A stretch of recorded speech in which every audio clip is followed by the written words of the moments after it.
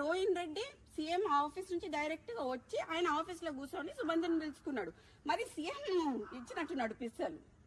సీఎంఏ ఇచ్చుంటాడు కదా, ఇక్కడ నుంచి ఇక్కడికి వచ్చింది అని అంటే పిస్తల్ సీఎంఏ ఇచ్చుంటాడు కదా.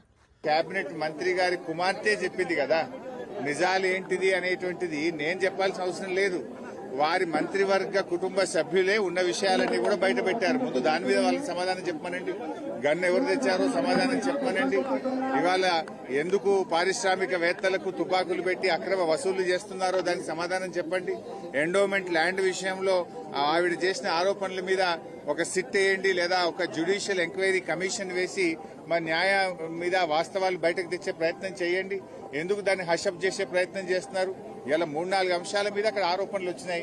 వాటి అన్నిటి మీద ఒక సిట్టింగ్ జడ్జితో జ్యుడిషియల్ ఎంక్వైరీ వేయండి, అన్ని విషయాలు బయటకు వస్తాయి కదా.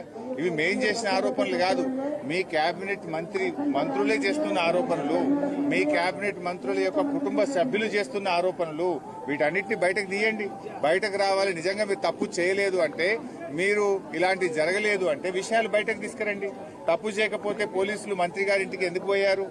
తప్పు చేయకపోతే మంత్రి గారి కుమార్తె ముఖ్యమంత్రి సన్నిహితులే సెటిల్మెంట్ చేశారని చేసే ఆరోపణ మీద ప్రభుత్వం ఎందుకు సమాధానం చెప్తలేదు? ఇలా హైదరాబాద్ గుండా రాజ్యంగా మార్చారు. ఒకప్పుడు బీఆర్ఎస్ ప్రభుత్వము పెట్టుబడులకు స్వర్గధామంగా మారుస్తే మీరు గన్ కల్చర్లు పెట్టి పెట్టుబడిదారుల దగ్గర అక్రమ వసూళ్లు చేసి వాటాల్లో పంచుకోవడంలో తేడాలు వచ్చి మీరు తన్నుక చేస్తున్నారు. ఇలా పాలన చేస్తున్నారా? వాటాలు పంచుకోవడం కోసం మీలో మీరు తన్నుక చేస్తున్నారా? ప్రజలు బాధపడుతున్నారు, ప్రజలు ఆలోచిస్తున్నారు. బీఆర్ఎస్ హయాంలో రెడ్ కార్పెట్ వేసి పెట్టుబడిదారులను ఆహ్వానించింది బీఆర్ఎస్. కానీ ఈ రోజు మీరేం చేస్తున్నారు?